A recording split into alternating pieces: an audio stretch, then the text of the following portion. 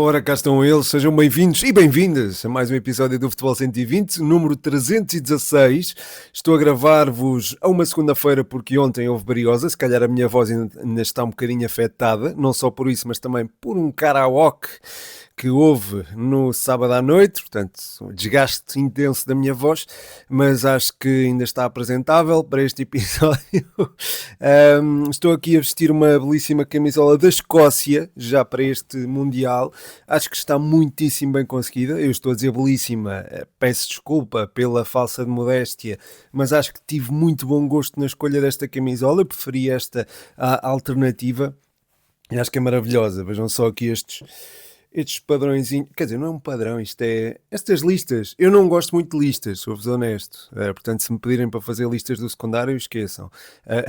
Estou a brincar, piada seca.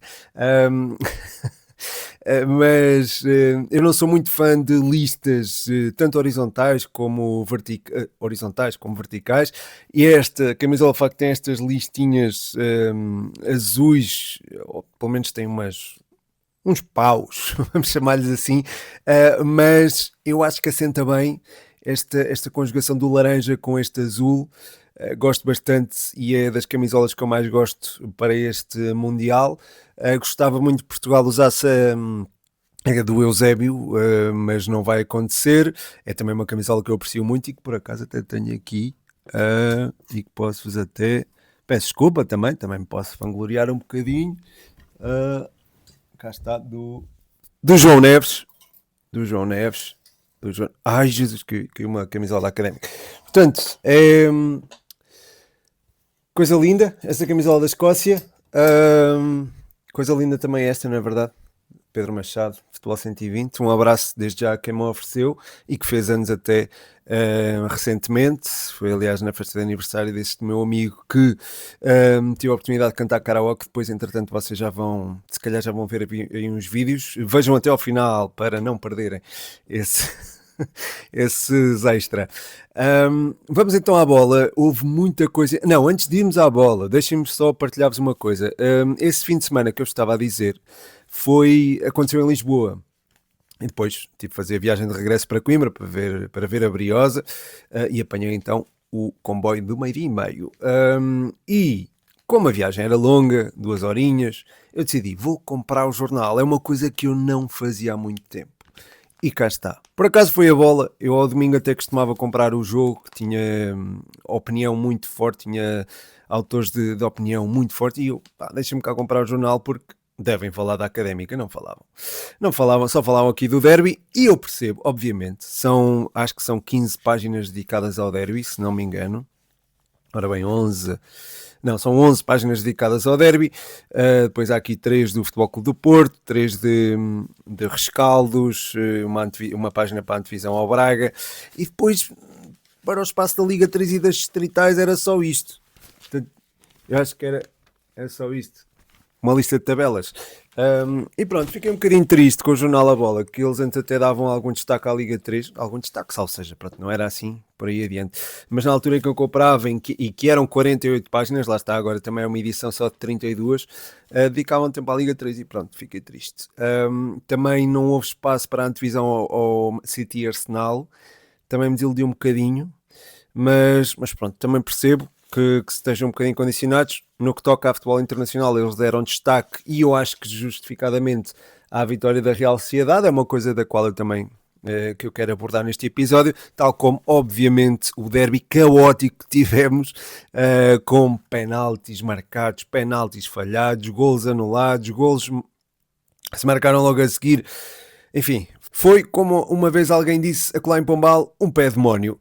Vamos então à Semana Europeia, àquilo que aconteceu recentemente. Gostava de começar por aí, pela Semana Europeia. O Braga seguiu para as meias finais da Liga Europa e conseguiu a qualificação de forma brilhante. Venceu o Betis por 4-2 no La Cartuja, depois de um empate a 1 golo na Pedreira. É certo que tem mais margem de gestão do que propriamente o Betis, e que se calhar a equipa foi mostrando mais essa frescura ao longo da partida, só que não acho que se explica tudo por aí. Houve também uma abordagem muito inteligente a nível tático do Braga, embora fosse o Braga assoberbado pela entrada do Betis, podia ter estado a perder 3-0 na primeira meia hora, mas a verdade é que conseguiram aguentar firmes e acho que aquele meio campo, apesar do susto inicial, acalmou, estabilizou e isso foi fundamental para que o Braga pudesse sair de Sevilha com com o apuramento para as meias finais. Gorbi fez um jogo fantástico, tal como Ricardo Horta, mesma coisa, uma ligação muito bem feita, já é habitual, entre o meio campo e o ataque. O Ricardo Horta na primeira mão não esteve assim tão bem quanto isso, ou pelo menos não ao nível a que estamos habituados a vê-lo,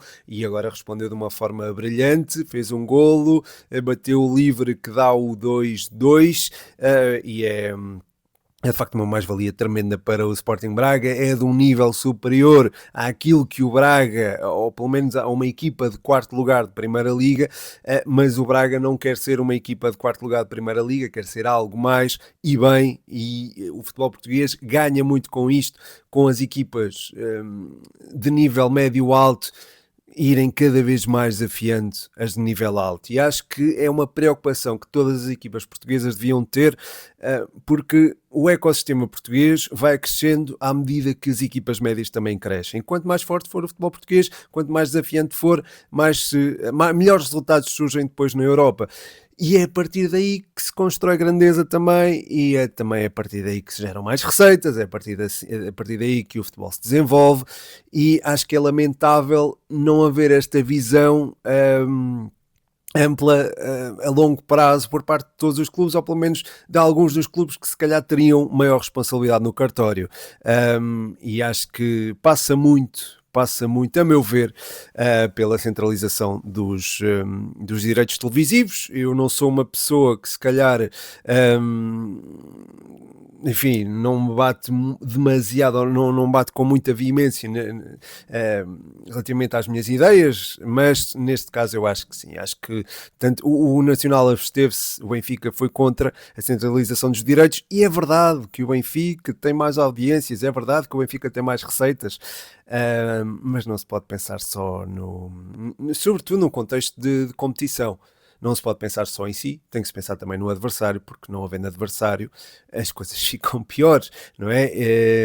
Ficam piores para a própria equipa, porque à medida que vais destruindo a tua concorrência, acaba por se gerar um monopólio e a partir daí, lá está, vendes para quem? Num contexto de futebol, vendes para quem? Não vendes para ninguém porque estás a jogar contra uma equipa que não é propriamente, que não te desafia, e se não te desafia tu não cresces, lá está. E pelo menos esta é a minha perspectiva. E compreendo que possam haver perspectivas diferentes. Por acaso, ainda bem que trouxe esta pecinha, esta relíquia de museu, que é um jornal desportivo. Tem aqui um cartoon muito giro do Luís Afonso, em que ele diz: um clube grande a ser contra o processo da centralização dos direitos televisivos faz-me lembrar uma empresa monopolista que não quer ceder parte do mercado a outras. E o mais giro é ver adeptos que têm empregos precários e mal pagos a defenderem argumentos ultracapitalistas. Pois, acho que sim. O Luís Afonso já faz isto há muitos anos. É o Barbie Cabelo. Faz isto e também no público ele tem também uma vinhetazita, e acho que aqui acertou na mousse e dei por bem empregos o 1,5€, apesar de não falarem da Briosa e do Belém. Dei por bem empregos o 1,5€ só por esta banda desenhada que aparece ali no final, estes 3 quadradinhos de banda desenhada, que era uma coisa que já agora eu aproveito para dizer que eu via sempre, todos os dias, passava num quiosque, e dava para ver os jornais, dava para folhear, a senhora já me conhecia, e eu muitas das vezes via a capa, olhava e tal, depois virava a capa só para ler aqui estas tirinhas que já eram na altura do Luís Afonso, portanto já era o Barba e Cabelo. Depois o Record foi introduzindo também, creio que o jogo também, o jogo é o sistema, o Record é uma bancada com adeptos, acho eu, e pronto, acho que é muito interessante. Mas pronto, já estou a divagar. Braga, nas meias finais da Liga Europa, vai jogar frente ao Friburgo. Não querendo voltar ao tema, mas voltando, curiosamente o Bayern sagrou-se campeão, e uma das ligas que dá menos vontade de ver, quer dizer, eu gosto de ver pela ambiência, pela fisicalidade, é a Bundesliga. Numa perspectiva de competitividade, de grandes jogos, porque nós vamos ver e o Bayern acaba por ser campeão, acaba por ser uma consequência natural, nem damos por ela, não é? Um, e lá está, na Liga Portuguesa acontecendo o mesmo, acaba por também ficar desinteressante, digamos assim. Não tem piada se ganha sempre o mesmo. O mesmo na minha perspectiva. Lembro-me quando o Real estava a ganhar várias Champions consecutivas e estava com o Cristiano Ronaldo. Eu já estava naquela de, pá, pronto, deixem ganhar os outros agora. Um bocadinho a mentalidade da minha mãe quando está a ver, quando está, pronto, sabe que uma determinada equipa está a golear, até pode ser Portugal, e ela diz, opá, pronto, agora deixem marcar os outros. E só para eles ficarem satisfeitos. E por falar em ganharem os outros, quem ganhou a Copa do Rei não foi o Real Madrid, não foi o Barcelona, não foi o Atlético, foi a Real Sociedade. 2-2 no tempo regulamentar e no prolongamento, vitória nas grandes penalidades. Gonçalo Guedes teve um papel decisivo, assistiu e ganhou o penalti, creio eu, para dar então, esteve portanto nos 2 golos da Real Sociedade. Ele está aqui a reinventar-se, a surgir-se como uma opção viável eventualmente para a seleção. Será sempre complicado, obviamente, temos muito talento, mas a Real Sociedade foi mesmo vencedora da Taça do Rei com um contributo importante do Gonçalo Guedes e também do Oriol Scarson, ele que gerou o tal cântico do Por la mañana café, a la tarde ron, levam-nos a Sevilha, Oriol Scarson. É aquela música baseada na música do Bad Bunny, que eu também já tentei adaptar à realidade académica, mas não consegui. Não valeu, e surgiu outra que ainda é melhor, que é leva-nos à segunda, António Barbosa, de manhã café, à tarde briosa, leva-nos à segunda, António Barbosa. E eu acho que a minha letra está melhor. Não, estou a brincar. Mas sim, Real Sociedade vence a Copa do Rei. Eu acho que isto devia ser assinalado, é uma nota breve, mas acho que deve ser assinalado. Há muito tempo que isto não acontecia e é um clube histórico do País Basco que merece também essa distinção. Não tem a mesma pureza, entre aspas, é sempre arriscado falar aqui em pureza, mas não tem a mesma ou visão romântica, podemos chamar-lhe também do Atlético Bilbao, em que só tem jogadores com ligação ou nascidos no País Basco. Não é o caso aqui da Real Sociedade, que é mais internacional e já recebeu craques de nível mundial, o Odegaard, por exemplo, o Isaac, o Griezmann também. Curiosamente, tudo malta lá para a frente. E lá está, eu acho que está também aqui tem lá uma lenda do clube, que é também uma lenda do futebol espanhol, que é o Oyarzabal, que também merece este título, merece mesmo muito este título. Ele que apontou um dos golos da Real Sociedade nesta final da Taça do Rei.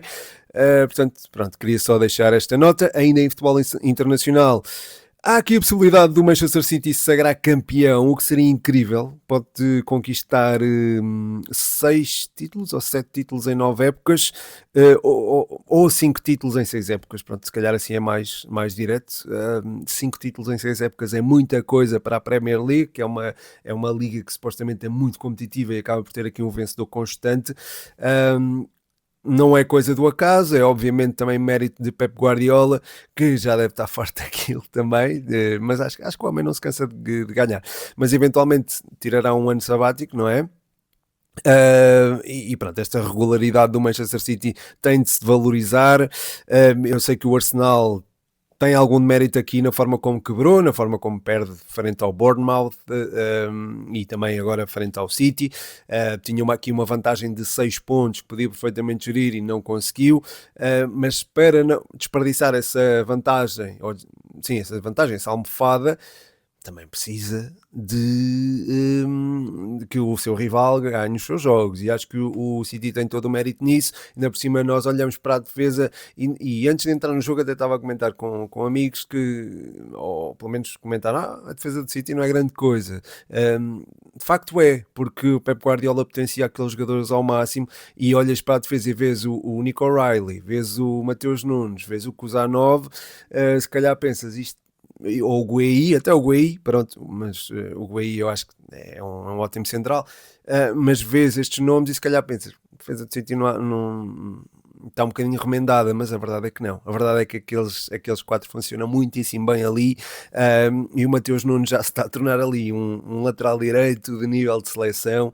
e vai ser muito importante para a seleção portuguesa, diria, pela forma como ele entende o jogo. É um jogador muitíssimo inteligente e pode dar aqui muito. Ele, o Bernardo Silva e o Ruben Dias, que pronto, está lesionado, mas acho que recuperando serão ali três jogadores muito importantes para a seleção nacional, tal como obviamente o João Neves e o Vitinha. Estas harmonias de clubes serão muito importantes, o entendimento entre os jogadores dos respectivos clubes será crucial, e ter aqui uma base com City e com PSG é de sonho, a meu ver, é de sonho. Depois ainda se acrescentas aqui Bruno Fernandes e etc. Está maravilhoso e estou muito otimista com o Mundial. Já estava aqui a divagar, voltando aqui à Premier, acho que é perfeitamente possível o City vencer o campeonato.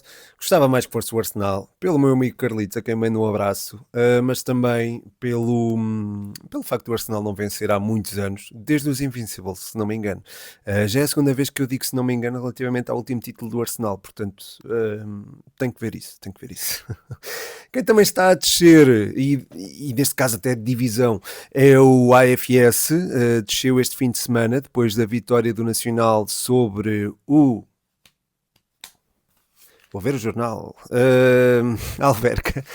Vitória nacional sobre o Alverca. Gol de Chucho Ramírez. Gol belíssimo. Fiquei chateado porque a minha namorada tem o Chucho Ramírez na sua fantasy. E pronto, isto implicou que... Aliás, nesse momento, olhem, aos 67 minutos foi quando ele marcou. Eu lembro-me disto. Aos 67 minutos, quando ele marcou, eu estava a falar com ela e estava a dizer: olha, até agora 0-0, o teu Chucho Ramírez, acho que o homem não vai marcar hoje. Entretanto, ainda vai sair, não te vai dar pontos. Pois nessa altura recebo notificação: Gol Nacional 1, Alverca 0. Não pode ter sido o Chucho Ramírez, fui ver, foi mesmo. E um golaço que o homem marcou. E o que me irrita é que era um jogador que eu já o tinha e tirei-o. E quando ela o contrata, ele põe-se a marcar. O mesmo aconteceu com o Soares, que falhou uma grande penalidade. Eu não o tive durante algum tempo. Quando eu o tenho, não marca e até falha penaltis. Mas pronto, isso vai-se investigar. Bem, mas o Aves desceu de divisão, ou AFS, uma vitória em 30 jogos. Eu não me lembro de um registro tão pobre. Eu sei que o Boa Vista o ano passado também esteve muito mal, mas eu não sei se estava a este ponto. A mim não me surpreende pela forma como foi abordado, por exemplo, o mercado de verão. A equipa chegou ao início da época e não tinha praticamente, creio, colaterais direitos. A nível defensivo estava muito deficitária. Acho que não houve qualquer treinador que pudesse trazer milagres àquela equipa. Ainda assim, gostei de alguns jogadores que foram aparecendo, mas mesmo assim também não tiveram continuidade. Ainda assim, uma palavra, por exemplo, para Nené, que continuou a marcar na Primeira Liga, apesar de já ter os seus 50, não sei a idade certa do Nené, mas é um jogador que, não sendo titular deste desportivo das Aves, ou AFS, acaba por ser uma figura importante do clube, deste clube que já foi vilafranquense, e pronto, é um daqueles casos frankensteinescos da Liga Portuguesa, que já aconteceu com o Bessade, com a Bessade, por exemplo, e que felizmente, entretanto, já deu lugar, ou pelo menos já deu lugar mediático. O centro do mediatismo está centrado no Belenenses verdadeiro e que enfrentou a Académica ontem.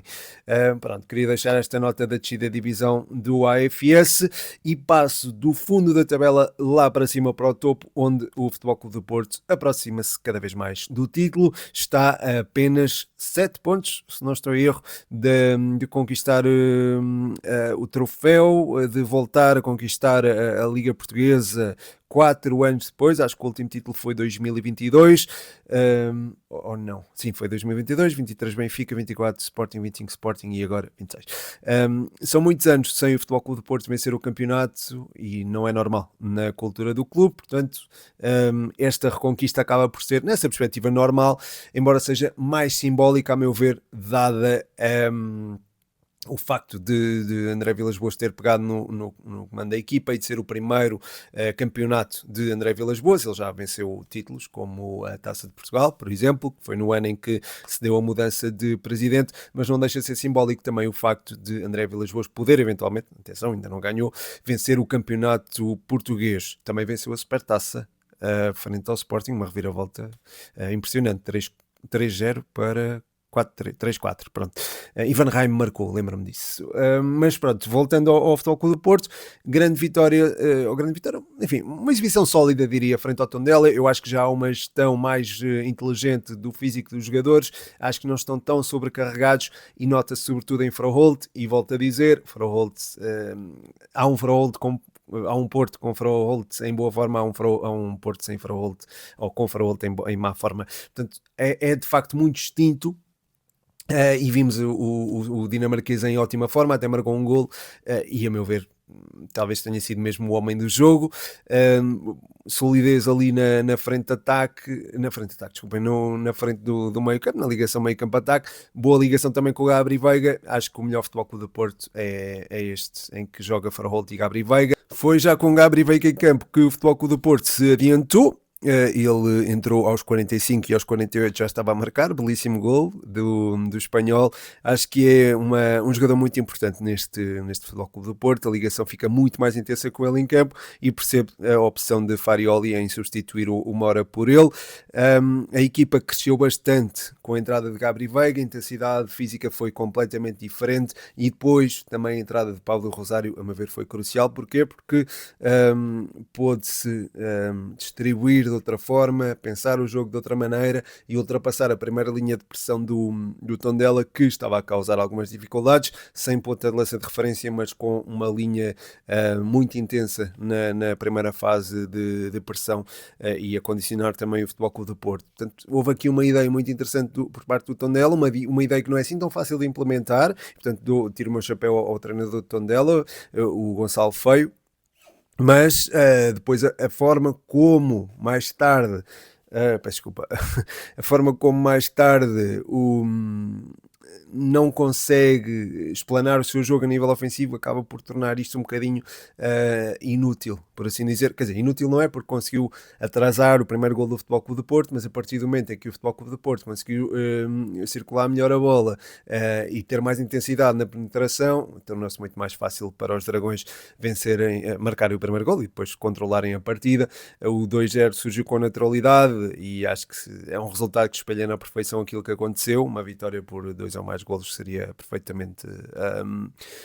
quer dizer, a justiça no futebol é sempre relativa, volto a essa conversa, mas lá está, acho que é perfeitamente natural que também haja esta associação entre um resultado e aquilo que se disputou dentro de campo e a coerência entre ambas. Ótimo jogo, como estava a dizer, de Gabri Veiga, também de Froholt. Para mim, Froholt foi o melhor homem em campo, mas também não vejo escândalo nenhum em atribuírem esse prémio a Gabri Veiga. Futebol Clube do Porto vence e agora tem 4 jornadas para vencer 10, para conquistar 10 pontos, sendo que um dos jogos que vai disputar fora de casa é frente ao AFS, que já está despromovido. Os outros 3 jogos, dos outros 3 jogos, um deles é fora, 2 são em casa. Os jogos em casa não são contra nenhum dos rivais diretos e o jogo fora é frente ao Estrela, é já na próxima jornada. Se o Futebol Clube do Porto ganha na Reboleira, eu acho que já não há volta a dar. Isto é o meu palpite, assim, de cabeça. Tudo pode acontecer no futebol, mas este é o meu feeling para o que pode vir a acontecer. Mas lá está, este palpite, eu se calhar antes do Benfica ir à Madeira em 2013, creio que foi em 2013, também dizia que o Benfica ganhando na Madeira era campeão, e a verdade é que depois foi surpreendido pelo Estoril em casa e depois perdeu no Dragão e foi o Futebol Clube do Porto o campeão. Portanto, pode acontecer uma ultrapassagem também, embora seja mais improvável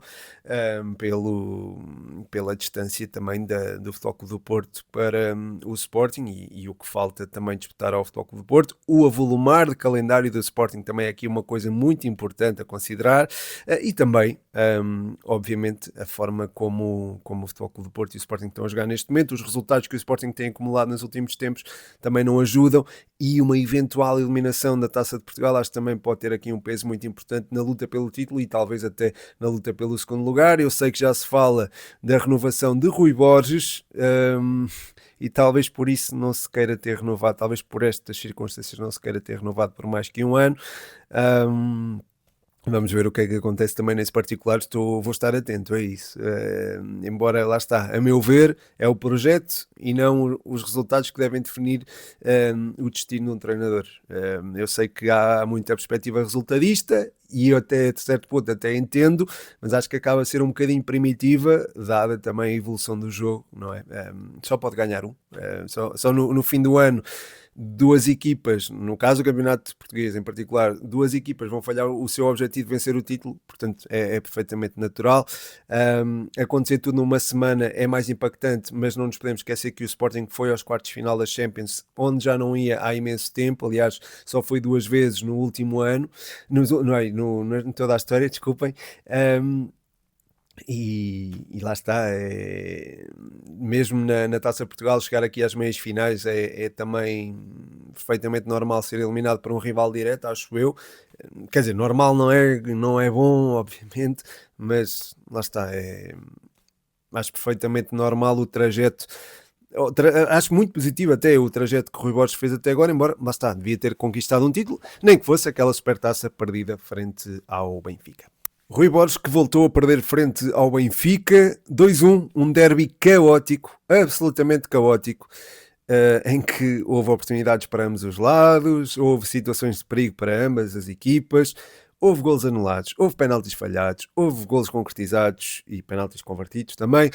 Houve muita coisa a acontecer neste derby que, curiosamente, nem teve assim tantas situações a nível disciplinar quanto isso. Houve apenas 3 amarelos, muito pouco, para aquilo que é a realidade de um clássico ou de um derby na perspectiva do Campeonato Português. Houve muitas faltas, sim, se calhar houve faltas a mais, mas a nível estatístico chamou-me a atenção e logo no fim do jogo recebi notificação, estava no estádio da Académica, recebi notificação e estranhei logo, estão poucos amarelos aqui. Deve ter havido uma olhada no fim para compensar, mas não aconteceu e ainda bem. Um derby é sempre, não sei, parece sempre mais cravado de maior respeito, não sei explicar, o mesmo respeito que eu senti também no Académica Belém, mas pronto, já lá vou, isso é um tema para mais daqui a pouco, apesar de já ir aqui com 26 minutos, acho eu, se não me falham as contas. Mas lá está, o Benfica vence e é uma vitória muito importante para os encarnados. De outra forma, acho que o segundo lugar podia ficar eventualmente arrumado. Vamos ao jogo em si. O Sporting entrou muito bem, entrou melhor que o Benfica, teve logo aquela oportunidade do Jenny Catamo, dupla oportunidade, ele teve ali 2 remates para a defesa do Turbine, uma delas foi uma defesa estranhíssima, em que ele defende agachado e com o calcanhar, uma defesa muito pouco ortodoxa e a verdade é que a bola não entrou, portanto até foi bom para ele. Depois teve também uma saída em falso, portanto o Turbino parece-me ter entrado um bocadinho nervoso, mas ficou tudo compensado a partir do momento em que defendeu a grande penalidade de Soares. O Sporting beneficiou de uma grande penalidade numa altura em que o jogo já estava ali muito agitado, era importante para ambas as equipas ganhar e isso ajudou a que o espetáculo fosse vibrante. O empate não servia a nenhum dos lados. Empatando, o Futebol Clube de Porto ganhava vantagem para o Sporting, o Benfica também mantinha a distância para o Sporting e não conseguia aproveitar a oportunidade de jogar frente ao rival direto na luta pelo segundo lugar. E lá está, a partir daí a premissa estava lançada para que fosse um bom jogo e foi. Houve oportunidades de ambos os lados, Soares desperdiçou a grande penalidade e acho que o Benfica cresceu imenso com isso. Acho que também a postura do Benfica também foi muito de condicionar, mais uma vez, condicionar a saída de bola, tal como o Tondela. Acho que este tipo de abordagem costuma ser eficaz frente às equipas chamadas grandes, sejam as equipas grandes a exercer isso ou não, a exercer este tipo de estratégia. No caso do Benfica isso aconteceu e com Ivanovic lá na frente a equipa dispôs de maior mobilidade e vimos várias faltas do Ivanovic ao longo do encontro, que é perfeitamente natural quando alguém quer condicionar a saída de bola do adversário. E pelo menos uma houve, pronto. Posso estar aqui a enganar-me, mas creio que pelo menos uma houve e viu muitas vezes a cair sobre o Gonçalo ou sobre o Diomandé. A saída de bola do Sporting saindo condicionada, o Benfica conseguia recuperar a bola mais vezes, ainda por cima com o meio campo também com muito foco na recuperação, e ter Orsnes de volta acho que foi fundamental para que o Benfica pudesse também ter uma boa versão de si mesmo. O norueguês é um dos destaques dos encarnados e acho que tem de ser encarado como. Tem de fazer uma estátua ao homem, basicamente, que eu acho que é dos jogadores mais completos que eu já vi passar pelo futebol português, e particularmente o Benfica, claro, também é um desses jogadores. O último que eu vi assim parecido foi o Ramires, na época 2009-2010, só teve cá um ano, mas era também um jogador fantástico e que tinha uma abrangência de terreno tremenda, e também era muito versátil. Jogava ali como interior direito. Olha, curiosamente, o Orsnes também tem tendência para jogar nessa área, embora o Orsnes seja um bocadinho mais expansível, digamos assim, em termos de terreno. Lá está, este meio campo foi muito bem montado, a fase de pressão da equipa do Benfica também foi muito bem montada face à saída do Sporting, tanto o Barreiro como o próprio Orsnes também dá um bom auxílio à pressão, mas tanto o Barreiro como o Ivanovic, sobretudo, foram muito intensos. O mesmo digo também do Sheldrup, que está a crescer a olhos vistos, é ele que marcou o gol do Benfica, o gol inaugural, e ele é também uma peça muito importante nos encarnados, sem dúvida alguma. Cresceu imenso e, volto a dizer, é um dos troféus, digamos assim, de José Mourinho. O mesmo digo também de Prestiani. O gol do Benfica, portanto, surgiu com naturalidade, e a partir daí o relógio passou a jogar a favor do Benfica. O Benfica já pôde ser mais contido, como acho que José Mourinho se sentia mais confortável, e acho que o Sporting caiu muito a nível físico. Vimos um Sporting a chegar com mais dificuldade à área contrária, teve de ir buscar frescura ao banco e foi buscá-la. Morita acaba por fazer o gol do empate numa fase em que o jogo parecia estar mais ou menos controlado pelo Benfica, e depois caminha-se um bocadinho para o caos, porque a partir do empate, e numa altura em que o Mourinho já estava a pensar pôr o Bá para defender com 5, com o Bá a defender à direita e o Dedic um bocadinho mais subido, aí surge o gol do Morita. O Mourinho falou disto, portanto, não foi ele que me contou, disse a todos os jornalistas na sala de imprensa. Um, a partir desse momento gera-se o caos e gera-se situações de perigo em ambas as balizas. A partir desse momento o Sporting cresce um bocadinho a nível anímico, o Benfica vai à procura de recuperar a vantagem e gera-se ali uma bola cá, bola lá muito interessante, sobretudo na perspectiva do adepto neutro. Bom jogo, sem dúvida alguma, um derby emocionante. O Sporting acaba por marcar nos descontos já, não é? Por Rafael Nel, o gol é anulado, há uma celebração intensa, apesar do Bandeirinha estar ali com a bandeira levantada. Ainda assim acaba por chorar ali uma explosão de alegria. O gol é anulado e na jogada a seguir, creio que foi 50 segundos, é um minuto depois, surge o gol do Benfica. Há uma reposição de bola, há um lançamento, Barreira assiste Rafa e gol. 2-1, vitória do Benfica. É também uma vitória que pode garantir aqui o segundo lugar aos encarnados, ou pelo menos mete muita pressão no Sporting, isto sem dúvida alguma. Há dois aspectos muito interessantes na partida e que têm a ver com este resultado. Um deles é o facto de Rafa estar muito talhado para o derby, ou para derbys. Ele já em 2020 tinha decidido um derby, marcou 2 golos saído do banco e lá está, deu a vitória aos encarnados num jogo que era muito importante na luta pelo título, que o Benfica não viria a conquistar. Depois, este ano, volta a fazer o mesmo, embora lá está, o Benfica já está praticamente arredado da luta pelo título, mas Rafa sai do banco novamente e faz o gol da vitória nos descontos. Em 2020 eu creio que ele celebrou, em 2026 não. E pronto, ele já tinha marcado outro gol, creio eu, na vitória do Benfica por 4-2 frente ao Sporting, portanto tem aqui tendência para marcar em Alvalade. Lembro-me desse 4-2, creio que o João Félix também marcou, Ruben Dias, creio eu, e quem é que marcou mais? Bem, não me recordo, mas creio que o Rafa marcou. E pronto, é de facto de louvar a forma, o facto de ele estar talhado então para jogos decisivos. Ele também no Dragão também já tinha marcado anteriormente. Enfim, é um jogador que se calhar precisa deste estímulo competitivo. Depois, há aqui uma reflexão interessante a fazer, é que o Sporting acaba por cair com momentos de jogo que não são propriamente golos do adversário, e o adversário galvaniza-se com essas situações. Aconteceu com o golo anulado, obviamente, e também com o penalti falhado. Acho que foi a partir do penalti falhado que o Sporting foi um bocadinho abaixo, e o golo anulado teve impacto também na equipa, um bocadinho à semelhança do que aconteceu na final da Taça de Portugal. Não sei se lembram, mas o Coxu marca o 2-0 para o Benfica, aquele que seria o eventual 2-0 e eventual decisão do jogo na final da Taça. O golo é anulado. O Coxu marcou e foi validado. O Bruma é que marcou, creio eu, 2-0, teste de jogo, com o balão e tudo. Depois foi anulado por falta, creio eu, por falta. Foi festejado e tudo mais, golo anulado, manteve-se 1-0 e acho que isso galvanizou o Sporting. O mesmo acontecendo também agora no derby da capital de 2025-2026, disputado em Alvalade, e que pode dar aqui algum fôlego ao Benfica e dar aqui alguma consolação ao Benfica no que toca no que toca à competição, no que toca ao segundo lugar, digamos assim, porque de resto a época não correu muito bem aos encarnados, mas isso também, a meu ver, tem a ver com o facto de não terem tido praticamente para a época, e isso condicionou tudo. Vocês podem dizer, ok, o Futebol Clube do Porto também participou no Mundial de Clubes, é o Mundial de Clubes que estás a falar, não sei o que. Sim, mas o Benfica teve pré-eliminatórias, e se conseguir o segundo lugar, se calhar vai ter pré-eliminatórias também, e vem do Mundial, portanto também pode haver aqui um acumular de jogos impressionante. Vamos ver o que é que vem aí. Eu estou muito entusiasmado para o Mundial, digo-vos já, até estou aqui vestido já a rigor, e pronto, se calhar podem surgir coisinhas, novos conteúdos até relacionados com o Mundial. Mas pronto, já lá vamos ao Mundial.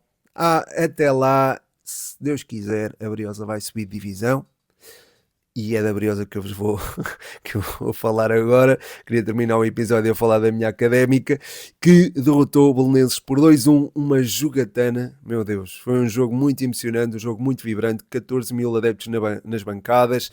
Foi bom ver Coimbra unida com o clube, não só Coimbra, mas também Belém, porque foram muitos adeptos do Belenenses, e a homenagem ao Vicente Lucas foi muito bonita. Aliás, houve um avião a passar, a sobrevoar o estádio durante largos minutos, em homenagem ao Vicente Lucas. Houve um minuto de silêncio, houve uma tarja especial, um tifo, creio que se pode dizer assim, também dedicado ao ex-jogador, à ex-glória não, a glória do Belenenses, um jogador que foi também parte da história do futebol português, esteve no Mundial de 66 e foi uma das figuras da nossa seleção, e não convém ser esquecido, obviamente. Depois o jogo em si, a Académica venceu, e a meu ver venceu bem, embora, lá está, foi daqueles jogos, era jogo triplo, obviamente, era um jogo muito complicado para a Académica e para o Belenenses, era um jogo crucial também na luta pela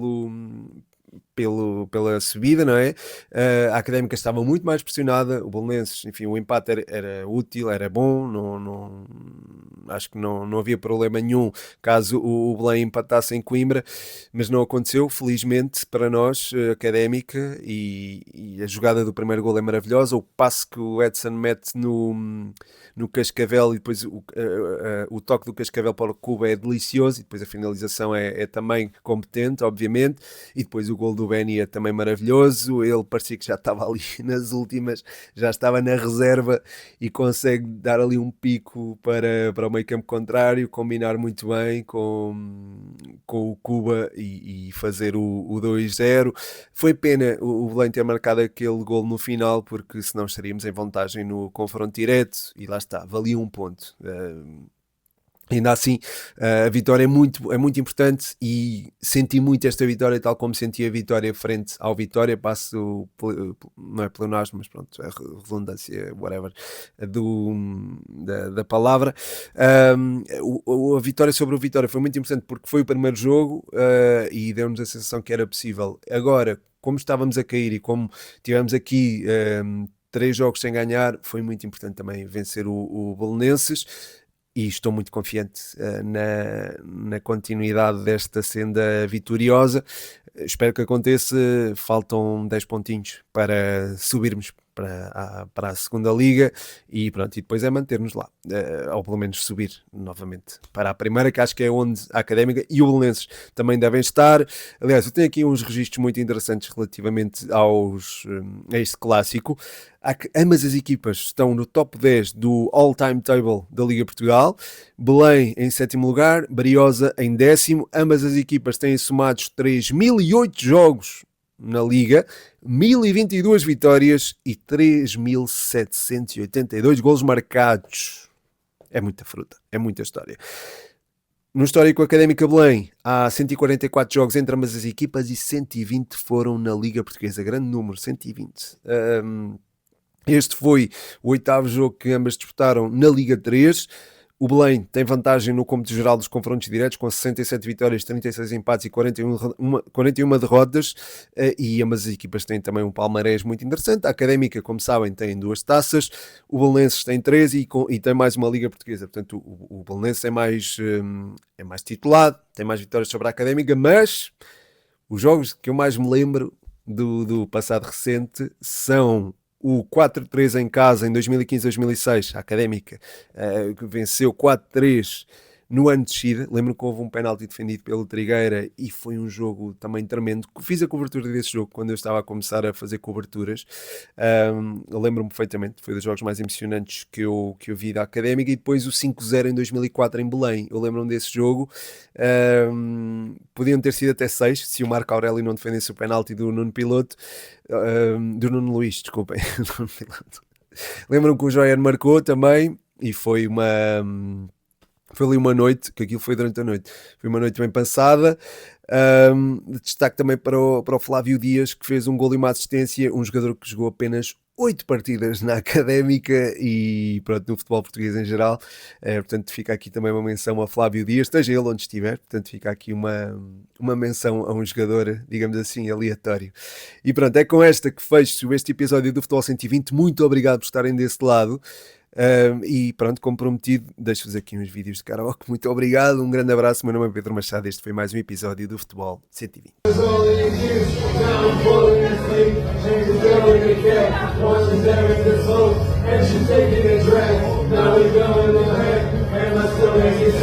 And it's all in my head, but she touching me, yeah.